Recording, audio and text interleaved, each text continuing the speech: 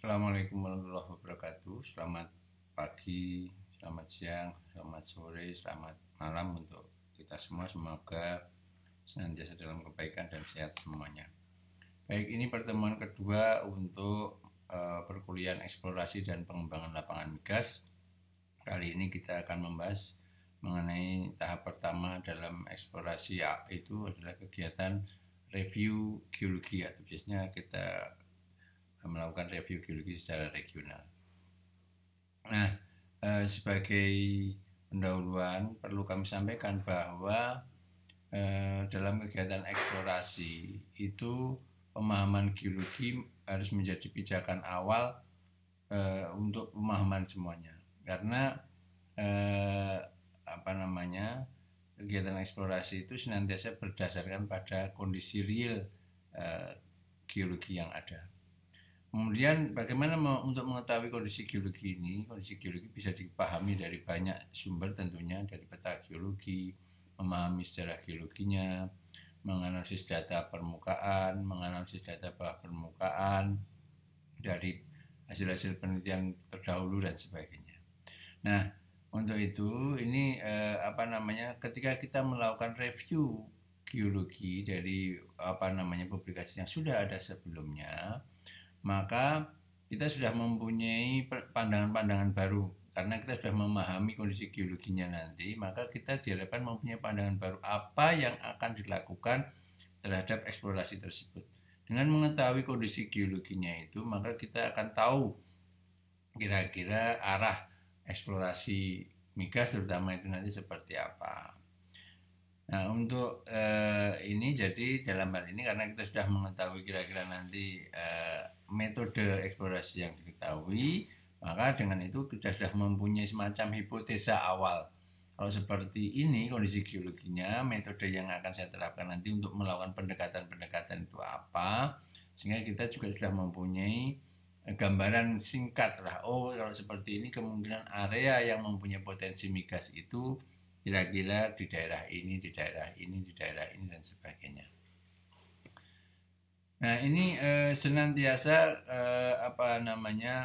studi regional terutama itu diawali dengan pemahaman tentang basin, tentang cekungan, analisis cekungan. Jika kita pahami bahwa cekungan itu nanti kita bisa ketahui dari basin formation dan basin infilling. Jadi basin formation ini bagaimana akan terbentuk, tipenya seperti apa. Ketika infilling maka akan menghasilkan sequence stratigraphy. Kemudian setelah terbentuk itu atau sedang terbentuk, bisa terjadi akan adanya deformasi, struktur, tektonik dan sebagainya, maka akan terjadi apa yang namanya strukturisasi di dalam cekungan tersebut, maka akan menghasilkan pola-pola struktur yang teratur yang bisa diamati dari geologi yang ada di sana. Itulah fungsi dari studi cekungan. Dengan demikian maka dari situ kita sudah juga bisa memahami apa yang akan kita lakukan strategi eksplorasinya, dan juga kita memahami paling tidak itu petroleum system yang berkembang di daerah tersebut. Ya. Karena petroleum system itu bisa dipahami dari stratigrafi dan juga strukturnya. Baik, ini tahapan yang perlu dipahami bahwa dengan mengetahui kegiatan studi secara besar, maka kita akan memahami basin secara keseluruhan sehingga kita bisa fokus daerah di sini yang memungkinkan di daerah cekungan itu yang eksplorasi itu bisa dikembangkan. Dari area fokus tersebut maka kita bisa bisa mengarahkan dari fokus area itu, kita bisa mengarahkan mana kira-kira yang akan bisa menghasilkan prospek-prospek atau lead, sebenarnya lead yang perlu dikembangkan di situ ya. Prospek areanya yang lebih fokus di mana, kemudian dicarikan lead di situ. Jadi jargonnya itu tidak ada cekungan, tidak akan ketemu petroleum system. Tidak ada petroleum system, Anda tidak akan bisa membangun play concept. Anda tidak bisa membangun play concept, maka Anda tidak akan menemukan hidrokarbon. Makanya North itu selalu berbilang, penemuan hidrokarbon itu senantiasa diawali dari otak Anda, dari pemikiran Anda, dari konsep yang Anda bangun ketika Anda melakukan eksplorasi. Nah, jadi seperti itu. Nah, jadi pembelajaran yang besar itu akan mengarah kepada sesuatu yang fokus. Baik, apa yang dilakukan ketika kita melakukan review geologi? Biasanya review geologi akan memenuhi beberapa tahapan ini. Jadi setidak-tidaknya kita akan menghasilkan apa itu nanti konfigurasi cekungan sedimenter yang ada, pola struktur geologi yang ada di cekungan tersebut, stratigrafi regionalnya, evolusi tektoniknya, kemudian juga membangun tektonostratigrafi, dan kalau bisa sampai kepada tahap paleogeografinya. Tahap ini kalau bisa semuanya ini dioptimumkan dari hasil-hasil penelitian terdahulu yang akan kita review. Nah, untuk konfigurasi cekungan, basin configuration, itu apa? Maka kita setidaknya harus bisa menentukan posisi cekungan terhadap tatanan tektonik regionalnya. Ya, dia itu pada tatanan tektonik itu posisinya di mana. Kemudian jenis cekungannya atau jenis sedimennya, apakah dia termasuk cekungan epikontinental, apakah dia termasuk back arc, fore arc, intra arc, foreland, bore-apart, intramountain dan sebagainya. Itu harus kita pahami dengan baik. Berikutnya, kalau memungkinkan dimensinya, panjangnya, lebarnya, kedalamannya, ya itu akan harus menjadi informasi yang baik. Kemudian batas-batas cekungan di sebelah utara berbatasan dengan apa, selatan dengan apa. Batas-batas di sini mestinya adalah batas-batas kondisi geologinya. Ya, misalnya di utara dengan tinggian apa, di selatan dengan volcanic arc misalnya, ya di sebelah timur dengan paparan dan sebagainya. Jadi ada batas-batas cekungan yang jelas. Kemudian juga memahami pola-pola cekungan yang di sekitarnya. Ya, pola-pola cekungan yang di sekitarnya seperti apa? Apakah ada kemiripan atau tidak, misalnya seperti itu. Kemudian karakteristik basementnya, batuan dasarnya itu apa? Batuan dasarnya itu karena bermacam-macam, karena nanti sifat brittle dan ductile itu akan sangat mempengaruhi nanti elastisitas sedimen yang ada di atasnya. Apakah basementnya granit, apakah basementnya metamorf, apakah basementnya barangkali batu gamping dan sebagainya. Nanti arahnya cukup panjang, jadi sifat batuan dasar itu juga akan mempengaruhi reologi dari sedimen-sedimen yang menutupi di atasnya. Kemudian dari studi cekungan harus kita pahami mana posisi dalaman-dalaman yang ada di dalam cekungan tersebut, karena posisi dalaman-dalaman itu penting nanti arahnya misalnya untuk penentuan kitchen area. Dan jangan lupa petroleum system yang ada di sana itu kira-kira nanti berkembangnya di mana saja. Baik, ini saya pikir hal-hal yang seperti ini, bagaimana jenis cekungan yang ada di dunia ini, klasifikasinya, ini perlu Anda ketahui, bisa baca di banyak resources. Ini contohnya yang terbaru ini Allen & Allen, ini 2013. Yang kanan ini adalah dari Kingston. Ini sudah ada penjelasannya, karakteristiknya seperti apa. Ya. Kemudian tentang tektonik, jelas regional tektonik ini misalnya pada suatu kondisi cekungan tertentu itu dia pada posisi tektonik yang mana, ya, misalnya apakah back arc basin, kontrol utamanya terhadap yang lain seperti apa, misalnya ini adanya subduction di sini, kemudian pergerakan lempengnya kemana saja, kontrol sesar geser Sumatera ini seperti apa di daerah itu, misalnya pengaruhnya dari volcanic arc seperti apa, sehingga nanti arahnya ini kira-kira arah struktur yang berkembang nanti dibangun oleh tektonik yang mana, itu juga harus dipahami dengan baik. Ya, misalnya ini untuk basin configuration, ya, misalnya ini termasuk ketika kita mendefine Sunda dan Asri ini. Sunda ada dia berada di bagian selatan keraton, Sunda Keraton, ya. Sunda Basin berada di Sunda Keraton, termasuk back arc basin berumur tersier misalnya berada pada berada di sebelah utara volcanic arc. Dia memanjang 90 mil ke arah utara selatannya itu 90 mil atau sekitar 140 km ya. Ini memanjang bentuknya ke sana. Bentuknya relatif trianguler dengan apexnya itu mengarah ke selatan atau southwest. Misalnya seperti itu. Dibatasi oleh Hera dan Asri Basin di bagian utara, Lampung Hike di barat, 1000 platform di timur. Nah, ini contoh-contoh dari bagaimana kita mendeskripsikan basin configuration-nya. Ini juga demikian adanya cross section di cekungan tadi misalnya Sunda Asri, cross section berarah barat timur ini maknanya seperti apa? Adanya struktur-struktur yang ini berarti struktur-struktur ini kira-kira berhubungan karena ini dari ke selatan, dari utara ke selatan ini menunjukkan struktur-struktur yang misalnya yang acek gitu sehingga kemungkinan strukturnya mengarah utara selatan ya saling berhubungan ya. Well cross sectionnya juga demikian, tunjukkan mana itu pengisian cekungan yang ada. Ini sudah sangat bagus kalau bisa untuk mengetahui dimensi cekungan ya, cekungannya potongannya strike dan deep. Kalau potongan itu bisa melintang dan memanjang ya. Ini contohnya section A ini yang melintang, section B ini yang memanjang. Ini untuk mengetahui kondisi dimensi dari cekungan tersebut. Ini yang tadi saya sebutkan contoh dari basement karakteristik. Kita bisa memetakan itu syukur-syukur kalau berdasarkan data sumur yang ada yang menembus basement. Nah, ini misalnya kita bisa petakan di daerah Asri itu granit, yang lainnya village sky dan sebagainya. Kemudian kita bisa plotkan di sini. Oh, ternyata kecenderungannya area yang utara ini relatif berhubungan dengan granit, sementara yang selatan ini relatif nanti berhubungan dengan metasedimen. Ini pemetaan untuk basement ya, sekali lagi juga penting. Ini contoh yang lain tentang basin configuration ya, bagaimana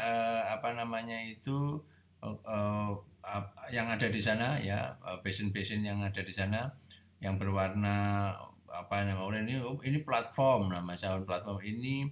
Yang ini graben besar namanya caldera graben. Yang ini trough, ini ada rendahan. Yang ini ada rendahan juga berdasarkan basin. Di sini accretion prism dan sebagainya. Ini menunjukkan konfigurasi cekungan di sekitar sini dan posisi studi kita itu terhadap cekungan-cekungan yang ada atau konfigurasi cekungan-cekungan yang ada di daerah itu seperti apa. Ini nanti akan sangat berpengaruh untuk kegiatan berikutnya. Ini contohnya di daerah northwest ini Australia ini. Kemudian dari potongan misalnya dari potongan ke arah barat laut ya, arah barat laut tenggara ini dari Australia ke sana, maka kita akan mendapati bahwa di bagian bawah ini modelnya adalah terdiri dari banyak graben-graben besar berumur Paleozoik, Mesozoik. Ini yang terakhir ini Jurassic, ini yang kuning ini. Ini ada graben-graben besar ini ada Triasik berumur besar. Nah, yang bagian atasnya ini ditutup oleh endapan ditutup oleh endapan yang berumur Cretaceous. Kemudian yang ini yang hitam dan biru ini adalah endapan-endapan tersier. Ini mendapatkan konfigurasi secara umum di daerah tersebut. Penting nanti untuk mengetahui daerah kita itu berkembangnya di mana, apakah di sini dan sebagainya, itu untuk memberikan gambaran sekali lagi posisi kita. Ini contohnya. Kalau kita lihat dari section ini, maka kondisi kita adalah ternyata di sini misalnya banda accretionism, terus kemudian adanya graben-graben tadi di sebelah selatannya ada graben-graben ini. Nah, ini yang B, prinsipnya juga gini, ada sebelah selatan tadi graben-graben tersebut. Nanti kita akan berhadapan di mana? Apakah kita berada di sini, dan sebagainya di tengah ini akan mempengaruhi konsep geologi kita, konsep pandang geologi kita ke depan. Untuk eksplorasi nanti kalau kita berhubungan dengan prisma akresi ini, apa yang harus kita lakukan? Kalau kita mempunyai daerahnya ternyata pada graben-graben yang besar ini konsep apa yang kita kembangkan untuk eksplorasi dan seterusnya. Seperti itu maksudnya. Baik, kemudian analisis geologi regional yang lain adalah tentang struktur, pola struktur. Jadi harus kita bisa memahami nanti pola struktur utama yang berkembang di satu area itu apa. Kemudian yang mengontrol pergerakan lempeng tektonik dan di situ apa, kalau ada internal movement, pergerakan internal kerak itu apa di sana. Kemudian dan juga dihasilkan berupa arah-arah utama struktur geologi serta dimensi strukturnya. Ini biasanya nanti akan terus dipakai sampai pemetaan detail bawah permukaan ini, pola-pola struktur ini akan senantiasa dibawa. Ya, ini kondisi yang sudah berkembang sekarang. Kalau Anda mau melaksanakan eksplorasi di Indonesia Timur, konfigurasi struktur, pola struktur ini jangan dilupakan ya, untuk Indonesia Timur ini menjadi dasar pemahaman Anda untuk Indonesia bagian timur dari Sulawesi sampai ke Papua ya. Adanya Banda Aceh, adanya sesar Sorong, adanya subduction di Papua Nugini, ini double subduction di daerah Halmahera, ini subduction berubah menjadi trough di sini di Banda Aceh. Kemudian adanya ini misalnya pecahan-pecahan mikrokontinen Banggai Sulap, Buton Tukang Besi. Ini dengan daerah sekitarnya geologinya Anda perlu pemahaman dengan baik di situ ya. Ini menjadi modal awal untuk memahami daerah Indonesia Timur. Ini contoh juga yang lain tadi contohnya di Sunda Asri, bagaimana strukturnya utamanya berkembang relatif arah utara selatan, kapan dia berkembangnya ini, siapa yang mengontrol dia, dan seterusnya. Jadi pola-pola struktur geologi regional ini harus dipahami dengan baik di tahap-tahap awal. Nah, ini contoh analisis struktur pada basement ini ya, dengan mengetahui pola-polanya sehingga kita akan mendapatkan data utama kompresinya seperti apa, arah pergerakannya nanti kalau ada sesar geser itu yang mengontrol yang mana dan sebagainya. Ini data-data kelurusan ini didapatkan dari data geofisika ini yang istilahnya pakai end tracking, jadi data geofisika. Kemudian review kita lanjutkan ke stratigrafi ya, stratigrafi regional. Jadi kalau di stratigrafi nanti pasti yang dimunculkan adalah kolom stratigrafi regional di area studi. Kemudian jelas ya, karena kolom stratigrafi harus memunculkan litologi apa saja yang menyusun daerah studi. Jadi biasanya kalau di sini akan menunjukkan formasi-formasi dan unit-unit litologi yang ada di dalamnya. Bagaimana pola penemukannya secara vertikal, apakah di situ urut atau tidak, ataukah ada yang hilang, adanya unconformity dan sebagainya. Kemudian bagaimana kemungkinan perkembangan lateralnya, apakah menebal ke satu titik, menipis ke titik yang lain dan sebagainya juga kita perlu pahami. Umur relatif ini penting, umur relatif berdasarkan data paleontologinya, apakah satu titik ke titik yang lain sama dan sebagainya. Kemudian biasanya stratigrafi dikombinasikan dengan tektonik dan juga sea level change, data sea level change global, ya global sea level change dan juga tektonik disejajarkan dengan data stratigrafi. Kemudian ini juga akan bagus kalau dibuat korelasi secara regional berdasarkan data bawah permukaannya, baik data sumur maupun seismiknya. Dan yang sekali lagi sudah harus mengarah adanya potensi petroleum system di daerah itu yang bisa ditunjukkan dari kolom stratigrafi yang ada. Ini contohnya regional stratigrafi di Sunda, yang dari bawah ke atas itu yang menyusun apa saja, kemungkinan terhadap sea level change-nya, bahkan lingkungan pengendapannya, tektonismenya apa saja yang terjadi di sini. Ini sudah ditunjukkan potensi-potensi, ini ada potensi sumur, oil dan gasnya dan sebagainya. Nama-nama formasi, umur relatif semuanya muncul di sini dan bisa dijelaskan dengan baik. Ini kalau Anda mendapatkannya dari peta geologi biasanya regional yang seperti ini, yang dimana belum berkembang dengan baik studinya, ya Anda harus mengembangkan konsep-konsep itu dari sini. Karena dari peta geologi biasanya masih bisa dikembangkan sendiri ya. stratigrafinya seperti apa, hubungan secara lateral seperti apa. Anda bisa juga membangun itu berdasarkan peta-peta geologi yang ada di sekitar Anda. Jadi kalau yang tadi, maka Anda bisa mengembangkan seperti ini. Yang penting hubungan secara lateralnya seperti apa, di daerah Anda kira-kira berkembangnya seperti apa. Ini adanya unconformity yang sangat luas seperti ini, yang sangat panjang seperti ini juga harus menjadi catatan tersendiri bagi kegiatan review regionalnya. Nah, tadi juga sangat bagus apabila kita bisa membangun korelasi lateral dari data-data sumur, sehingga setidaknya contoh saja ini regional correlation yang sangat global dengan penetapan unconformity-nya dan juga litologi utamanya. Nah, jadi di situ itu bahkan ini basementnya nih, nanti yang mengarah basementnya ini berarti ini basementnya dari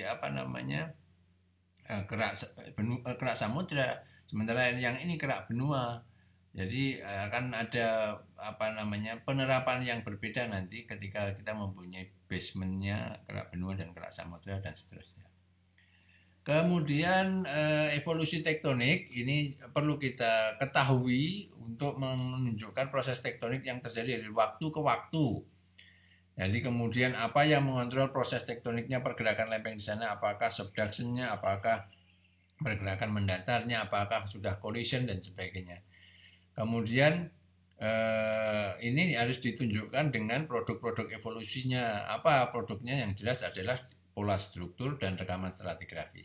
Jadi pola struktur dan rekaman stratigrafi tadi yang sudah dijelaskan itu mestinya mengarah kepada ini evolusi tektoniknya itu seperti apa dulunya.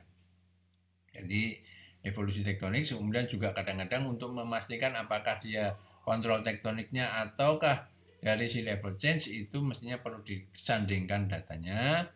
Kemudian sebagai dasar untuk melakukan analisis palinspatik itu istilahnya. Jadi evolusi tektonik itu bisa digunakan dengan analisis palinspatik, yaitu rekonstruksi struktur terhadap sedimen berdasarkan waktu-waktu yang pengendapannya.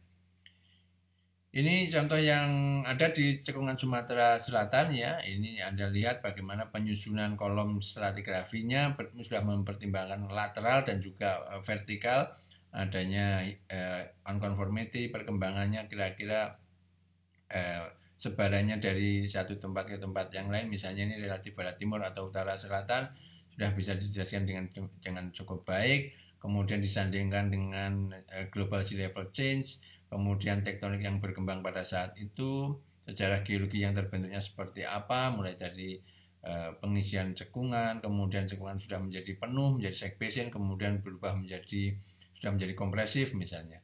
Dan identifikasi petroleum system juga sudah, ini S itu misalnya source rock, R itu reservoir, S yang satunya yang warna ini misalnya seal rock. Ini juga di daerah yang lain ya, basin evolutionnya dari data stratigrafi dan proses-proses tektonik global yang berada di situ.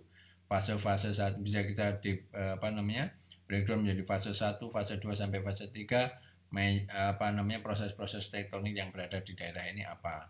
Ya, gitu sudah, sehingga kita sudah mempunyai gambaran secara baik sejarah geologi dari waktu ke waktu di daerah tersebut ya, tektoniknya, stratigrafinya dan sebagainya.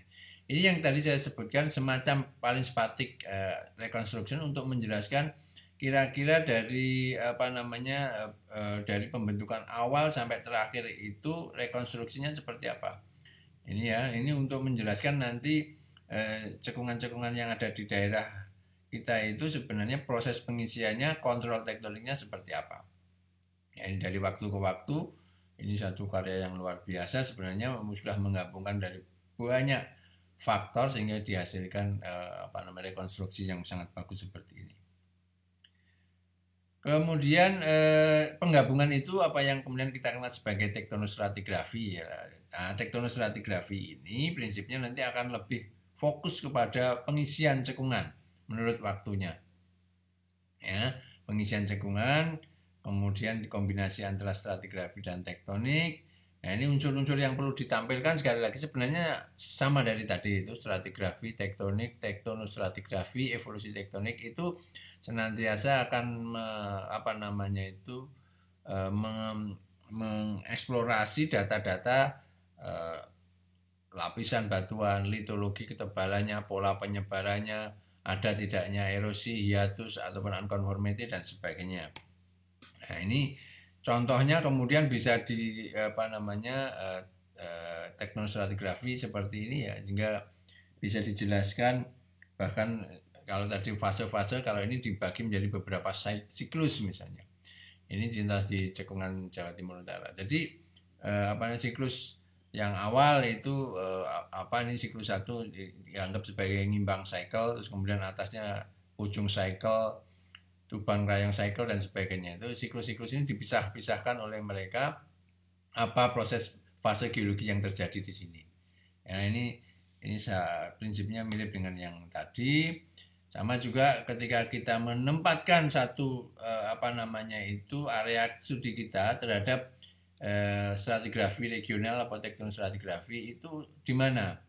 Misalnya di tempat ini jelas ini tidak berkembang formasi batu raja. Kita tidak mendapati formasi batu raja ternyata di daerah kita, karena daerah kita kerjanya di tepian cekungan ini. Dibandingkan dengan di tempat ini, barangkali Anda akan menjumpai secara lebih komplit nanti serinya, mulai dari lahat, terus kemudian ini talang akar Anda menjumpai dengan tebal, di atasnya ada batu raja, di atasnya gumai dan sebagainya. Ini Anda harus sadar bahwa posisi Anda itu kira-kira terhadap cekungan itu di mana. Jadi tidak semuanya itu harus sama persis. Misalnya ini ya, hasilnya ini ternyata dari talang akar ini tidak ada dijumpai batu raja ini. Nah, di bawahnya langsung basal konglomerat. Ini apakah lahat atau langsung sini, ternyata tidak lahat juga tidak ada, tetapi langsung basement dan sebagainya. Ya, yang pembahasan yang terakhir adalah paleogeografi. Ini kalau paleogeografi ini lebih menekankan perkembangan lingkungan pengendapan dari time to time. Ya, biasanya paleogeografi itu didasarkan atas data sumur, ya, dari WELOX dan juga analisis paleontologi. Jadi disajikannya berdasarkan waktu geologi dari tua ke muda untuk mengetahui perubahan lingkungan pengendapannya secara global. Biasanya yang ditonjolkan lingkungan pengendapannya. Jadi ini juga pastinya nanti akan saling mendukung dengan interpretasi tektonik dan juga tektonostratigrafi. Jadi ini juga paleogeografi, ini akan menjadi dasar untuk interpretasi detail nanti lingkungan pengendapan yang terjadi di daerah Anda. Ini contohnya, ini daerah ini sudah ada dari waktu ke waktu ya, ini misalnya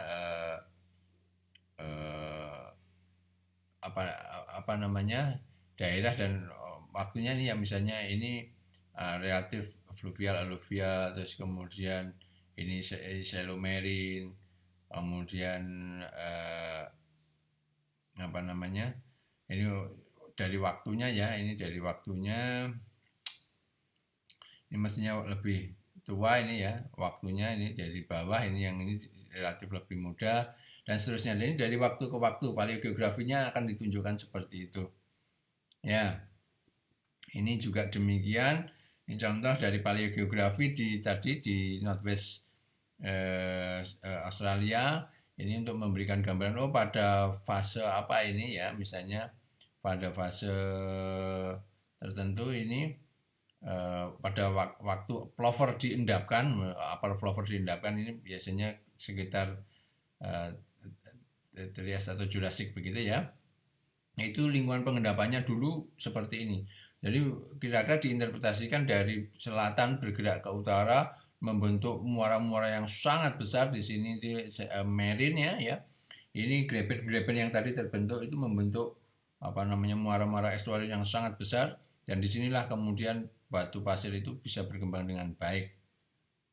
Nah, jadi yang seperti itu kemudian model-model endapannya seperti apa disesuaikan dengan model-model estuarin yang ada sekarang. Kira-kira nanti berkembangnya ke arah utara seperti apa, ke arah selatan seperti apa, bisa dikembangkan dari konsep yang ada itu.